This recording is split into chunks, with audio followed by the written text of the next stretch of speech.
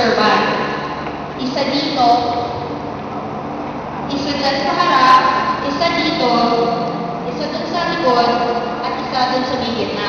Okay? So, since serve ang pinaka-importante, hindi pwedeng parehong parati ng service natin. Depende yan sa posisyon ng kalaban natin. Kung ang kalaban natin, nakatayo sa may harap, okay, nakaabang mo sa harapan, pwede mo na itulak sa likod ng serve para mapilitan siya umatras. Huwag tayo parati nasa-serve ng high. Okay? Pagbaba kasi ng TV, ang mga serves, kadalasan, short serve. Okay? Yan ang short serve. Bakit? Kasi ayaw natin na mag-a-attack agad yung kalaban natin. Pag tinaasan natin ang serve, automatic, mag-start mag-attack yung kalaban natin. Mag-smash na yan, mag-drop na yan. So, tayo na ang sa defensive na position. Okay?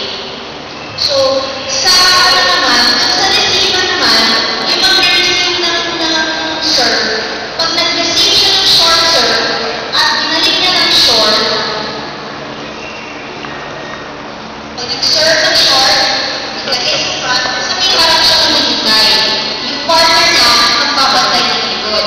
Pero, pag serve sa kanya, tapos i-lift niya yung bola, automatic, side-by-side ang mag-partners.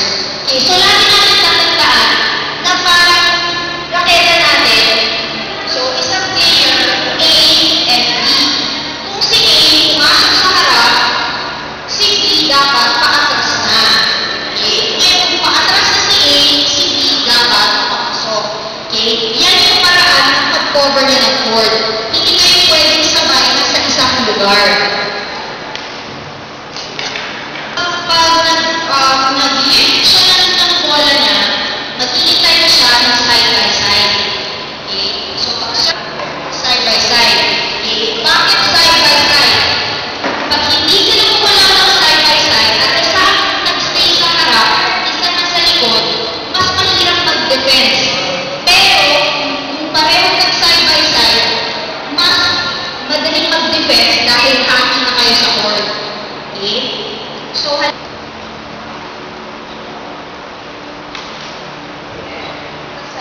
side-by-side sila. Okay? Pero kung isa na sa harap at isa na sa likod,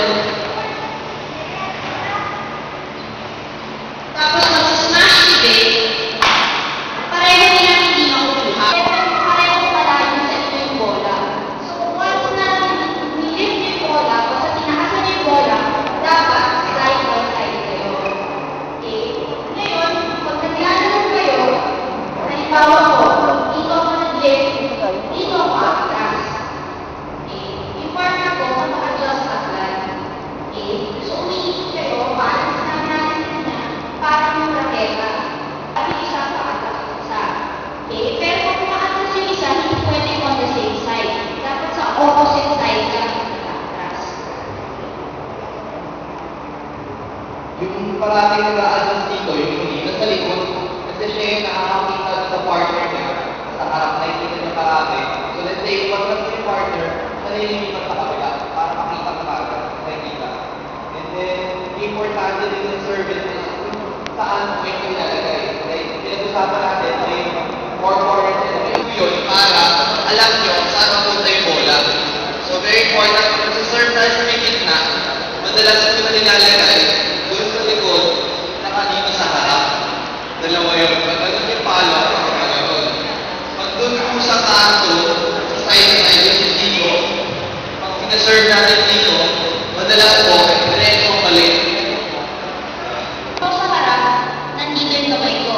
Pag nandito yung kamay ko, saan na sa tingin mas okay mag-serve? Pag nandito yung kamay ko, diretso, ikikil ko yung bola. Okay? May ibang tao naman, yung buong weight nila, nasa may harap. Kaya, itong likod, nakaka-serve kayo sa likod. Pag nandito yung weight, ibang tao naman, nagre-receive, nandito sa may harap, pero yung weight, nandito. Ibig sabihin, inaabangan na nila yung bola mo sa likod. Okay? So, nakatayo na ako dito, pero ganun ako naninintay. Mag-serve ka pa rin ng short. Kasi, umumpang ko na paharap before hitting the shot.